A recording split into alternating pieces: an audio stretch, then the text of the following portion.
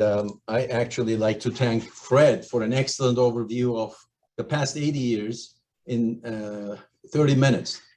80 years of clinical success using radioactive iodine in thyroid cancer. And that also is 80 years of equipoise. This is a term that I use a lot. I think we're very close to disrupt the equipoise in lieu of the new advancements in molecular biology and molecular medicine. Since the inception of the concept, since the first use of radioactive iodine in thyroid cancer, how do we use it? When do we use it? Has always been controversial, and there is a limitless number of publications. And Fred really did a very good job picking up the strongest ones, most influential ones over the years, and gave an excellent overview. The reason for this equipoise, in my opinion, is for three reasons. One, differentiated thyroid cancer is not one disease. Papillary cancer is 90% of all the differentiated thyroid cancers. Papillary thyroid cancer is not one disease. And we started understanding the differences, subtle, seemingly subtle, but fundamentally very important differences in different types of, functionally different types of papillary cancers. Only recently with advances in molecular medicine, genomics, and transcriptomics. The third reason for the equipoise is that not that clear understanding of the difference between theranostic value and theranostic power of radioactive iodine in different states of differentiation in differentiated thyroid cancer. So how do we disrupt the equipoise? How do we get ourselves to a clean and clear, new clear medicine world? First and foremost, we have to clearly define the theranostic power. Two, we have to enhance the theranostic power via modulation of molecular mechanisms of oncopathophysiology and transcriptomics. And everything starts with the physiologic and molecular basis of radioactive iodine theranostics. It's basic physiology. Thyroid deals with radioactive iodine. Thyroid deals with iodine and thus radioactive iodine. That's the basis of theranostics. Iodine is taken inside the cell via sodium iodide importer and then transported. This is the uptake phase of the radioactive iodine. Then it's transported into the colloid in the follicular lumen into the thyroglobulin, where it is organified, creating mono and di-iodothyronine, which then produces T3 and T4. And these organified molecules are taken back into the cell, only to be excreted back into the circulation. This is called the radioactive iodine theranostic circuit. It starts with sodium iodide importer and then pendrin uptake and transportation into the colloid in the follicular lumen. So you have to have follicular lumen, you have to have colloid in the follicular lumen, you have to have a thyroglobulin, which is the main constituent of the colloid. In the colloid, this elemental iodine is incorporated into the tyrosine residues by the action of thyroid peroxidase. Thyroid peroxidase uses peroxide, which is provided by the conversion of duox2 to duox1. This activation creates peroxide. Using peroxide, thyroid peroxidase implants the iodine inside the thyroglobulins, tyrosine residues. This is typically mono or di-iodothyronine format. 2 plus 2 makes 4, 2 plus 1 makes 3. All these organified iodine pieces then transported back into the follicular cell by the mechanism of pinocytosis. After that, inside the follicular cell, T3, T4 is cleaved from these precursors and released into the circulation. The released free iodine is recirculated, supposedly through a different channel back into the colloid space. So this circuit has to be intact and to provide a full theranostic power. The key understanding of theranostic power in thyroid cancer is the disruption to different degrees of this theranostic circuit. And that is due to the main issue, main mechanism that initiates, that starts thyroid cancer. Thyroid cancer, most of the thyroid cancers, differentiated thyroid cancers, are initiated by a driver mutation. This driver mutation is, in most instances, BRAF mutation. And the second most common mutation is the mutations in RAS, RAS, KRAS. These mutations follow BRAF mutations in frequency. There are other types of mutations. There are also copy number alterations. There are also a number of, some of them well-defined, some of them are not so well-defined, molecular changes.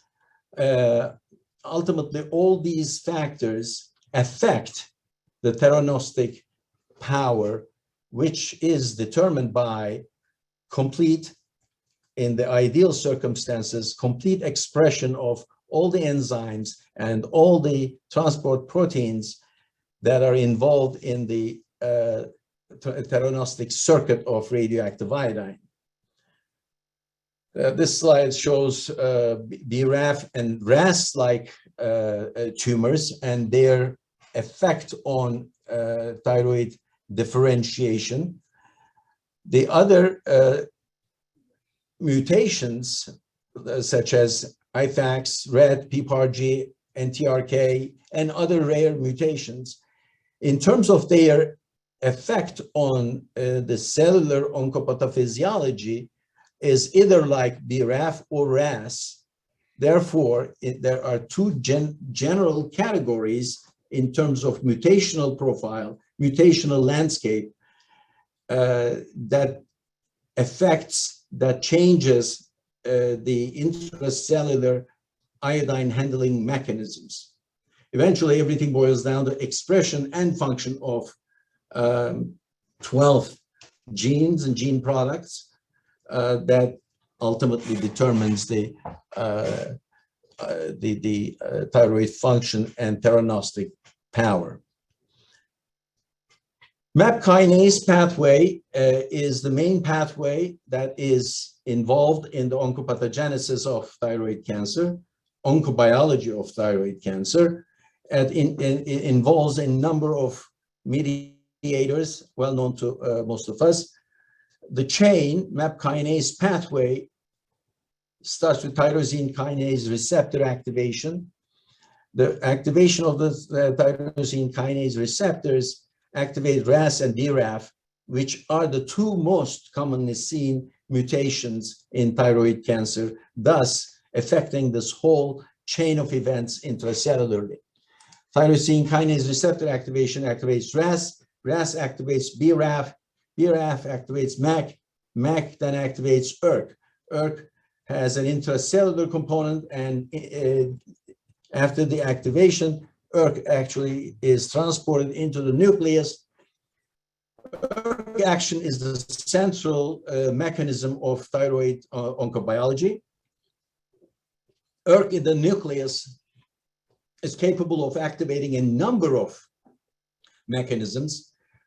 For the sake of simplicity, I divided into three stages. ERK first activates a number of multifunctional transcription factors. Specific to thyroid cancer, these multifunctional transcription factor activations are connected to two separate pathways. One pathway is the activation of morphologic transformation and cell cycle activation, which is responsible for the very definition of cancer: activated cell cycle. Constitutive activation of the cell cycle is the very definition of cancer, constantly dividing cells, not knowing how to stop. And of course, this route, this mechanism also determines the morphologic appearance of the histologic appearance of the thyroid cancer. We call differentiated thyroid cancer because it shows distinct differentiation patterns, such as papillary structures, such as nuclear features of the papillary type of cancers. These are all functions that are linked to ERK pathway, but the details of exact mechanisms and steps of this this pathway towards morphologic transformation is not all that clear yet. The second thing that happens that ERK does, ERK output determines, is the effect on the thyroid-specific transcription factors. ERK activation in the nucleus shuts off the thyroid-specific transcription factors. There are four main principal key transcription factors. Thyroid-specific transcription, four thyroid-specific transcription factors are NKX2, PAX8, FOX1, and GLIS3. These four ultimately control all the functional enzymatic expressions, transport protein expressions in the thyroid cell. These are the transcription factors, thyroid-specific transcription factors, responsible for the functional differentiation of thyroid cancer. ERK activation shuts these thyroid-specific transcription factors. Turning off the thyroid-specific transcription factors turn off, in turn, the expression of functional thyroid differentiation factors. This is the main principal pathway, disturbed MAPK kinase pathway, that is linked to expression of thyroid-specific transcriptomes and proteins, thus eventually determine the theranostic power of radioactive iodine.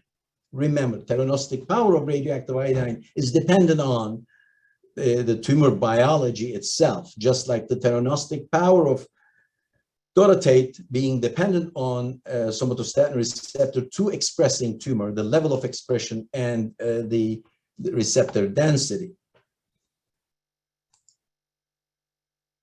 This is a very illustrative demonstration of normal thyroid architecture next to the papillary structure. Normal thyroid architecture is familiar to all of us. Follicular cells, follicle with thyroglobulin in it.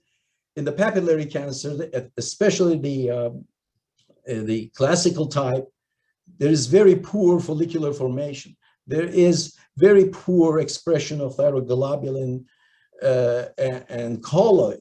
Therefore, at best, even when the uptake mechanism is preserved, there is really not much left to retain the iodine inside the cell long enough to create enough theranostic power.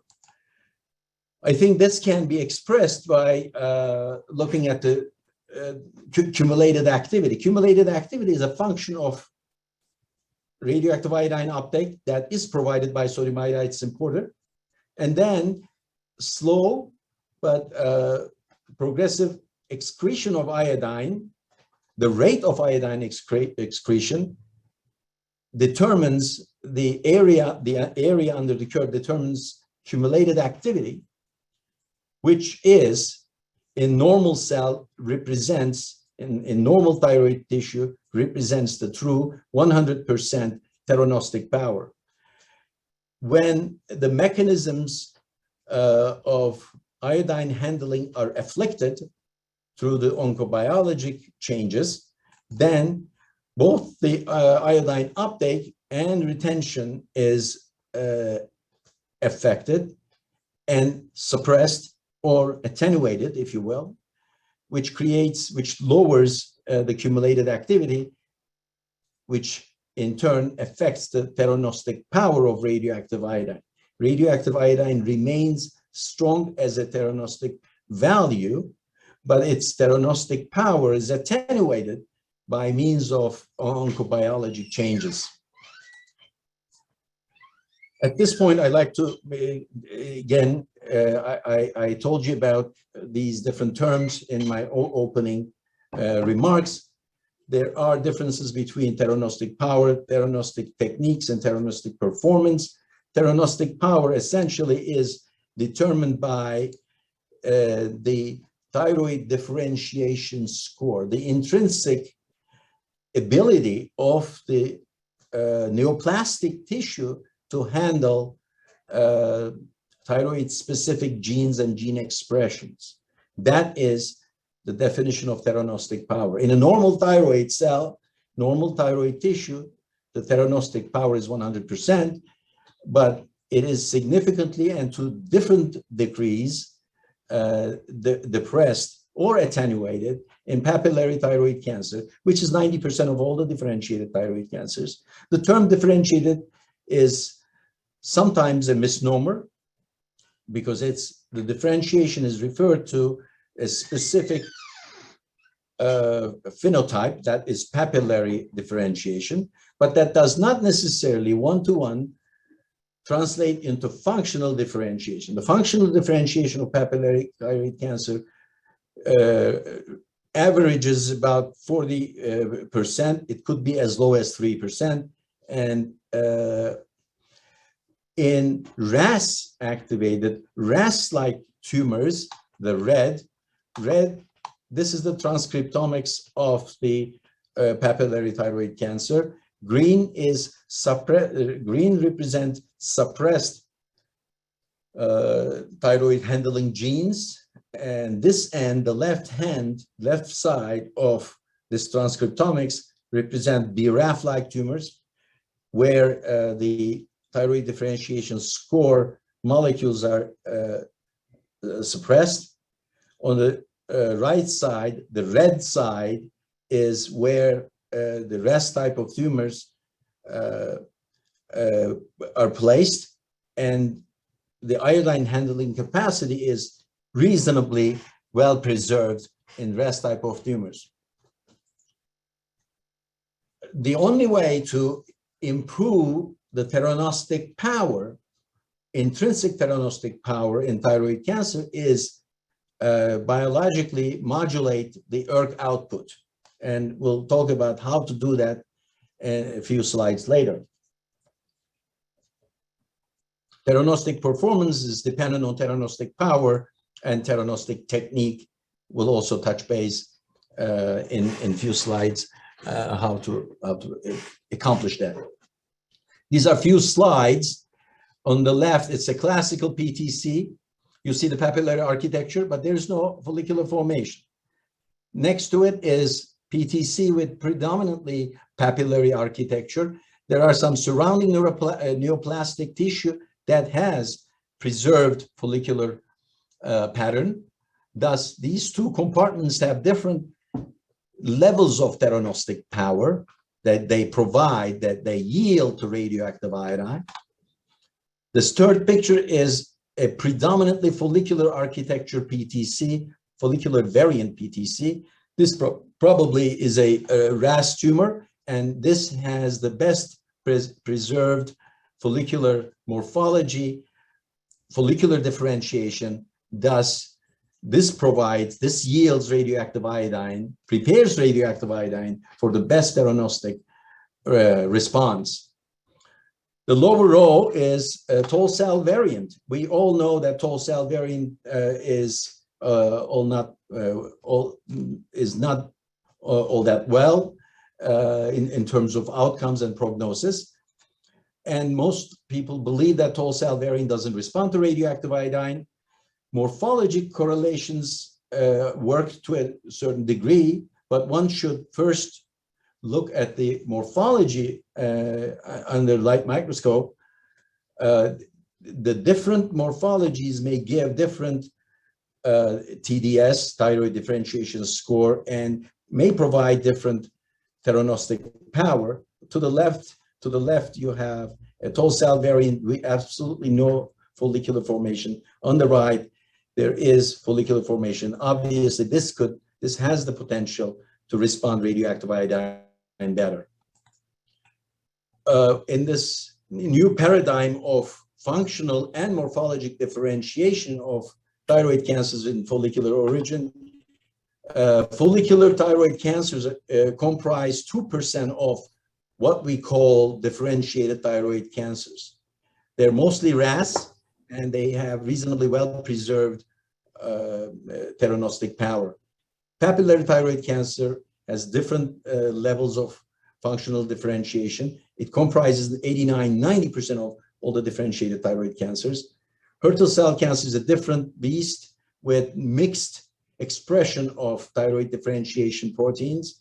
So the general understanding that Hurtle cell cancer does not respond radioactive iodine may or may not be true in the strict understanding based on molecular profile. Poorly differentiated carcinomas, some poorly differentiated carcinomas preserve follicular architecture, thus preserve follicular differentiation. This study goes back to 1950, 70 years back. Normal thyroid, these are all autoradiographic studies. Black is iodine concentration. On the right, you have a papillary carcinoma with absolutely no iodine uptake. This cancer is radioactive iodine indifferent. Doesn't know, doesn't recognize, doesn't deal with radioactive iodine as opposed to neighboring normal thyroid cells. Here is a papillary carcinoma, again, with no uptake based on autoradiography. Everything, all the iodine goes to the rim of normal thyroid tissue around the cancer, radioactive iodine in different tissue. This is a microfollicular cancer. Again, very focal, few areas of iodine concentration. Most of the iodine is in the periphery, squished normal thyroid tissue. This is all the pictures that was presented, published in 1950. The paper, I show this slide in every single presentation I give. I know most of you saw this many, many times, but again, this illustrates an important point that in the primary setting, pure papillary carcinomas only show 11% iodine uptake as determined by autoradiography. Follicular carcinomas show 66%, poorly differentiated, back then called solid carcinomas, 50%, which is much higher than what we think, what we believe. Hurtle cell carcinoma is 15%. In the metastatic sites, the iodine uptake is much better because they all are RAS. Radioactive iodine uptake in differential thyroid cancer, well known, but known unknown in differentiated thyroid cancer. Less than 50% of thyroid cancers pick up measurable amounts of radioactive iodine. Highest functional activity is 40%. These are all Beer-Voltys observations. All tumors have reportedly a very low uptake. And based on these, we perform total thyroidectomy because total thyroidectomy is the only measure proved to increase radioactive iodine uptake by metastases. And that beautiful rectilinear images Fred showed is the first time that this concept was introduced by Dr. Beer-Voltys. TDS, thyroid differentiation score, determines the theranostic power of radioactive iodine. This is inversely correlated with MAP kinase and output. And this is correlated with RAS score, but inversely correlated with inversely correlated with the BRAF score. Once again, theranostic power, theranostic technique, and theranostic performance. Theranostic technique can be improved by application of or using appropriate clinical protocols to optimize radioactive iodine uptake. That's TSH stimulation, low iodine diet, maximizing radioactive iodine delivery by means of dosimetry. Imaging technologies, of course, make a big impact. Maximizing spatial resolution, quantitative accuracy, SPECT CT, PET CT.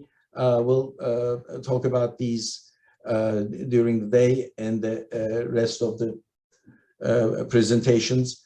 How do we change theranostic power is a whole different discussion, whole different presentation. Because this particular talk is limited to 30 minutes, I'm going to end the discussion here. But essentially, we have developed drugs that counteract BRAF inhibitors. We have MEK inhibitors to manipulate the MAP kinase, and we have multifunctional tyrosine kinase inhibitors that block the intracellular component of all types of tyrosine kinase receptors. So right now, in 2022, we have 3-level drugs that interact, that modify and modulate the theranostic performance or theranostic power of radioactive iodine, the tyrosine kinase, multi-kinase inhibitors, BRAF inhibitors, and MAC inhibitors. There's ample preliminary studies showing restoration of iodine ability. Everything is achieved by reversal of radioactive iodine indifference, ERK output modulation. I think I came to the end of my time. I will stop here, and at the end of the session this morning, we'll take questions and continue discussions. I'm going to stop sharing here and turn the screen back to Tony.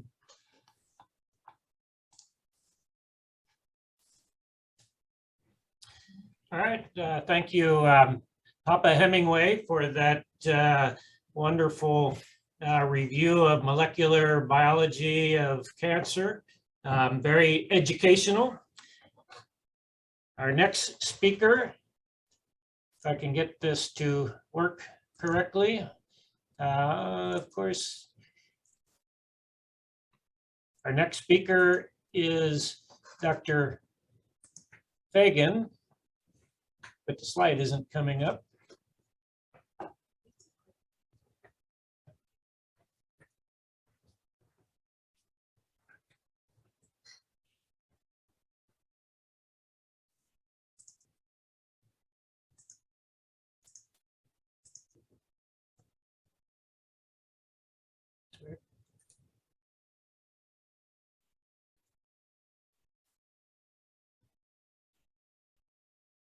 I thought that I was sharing screen, but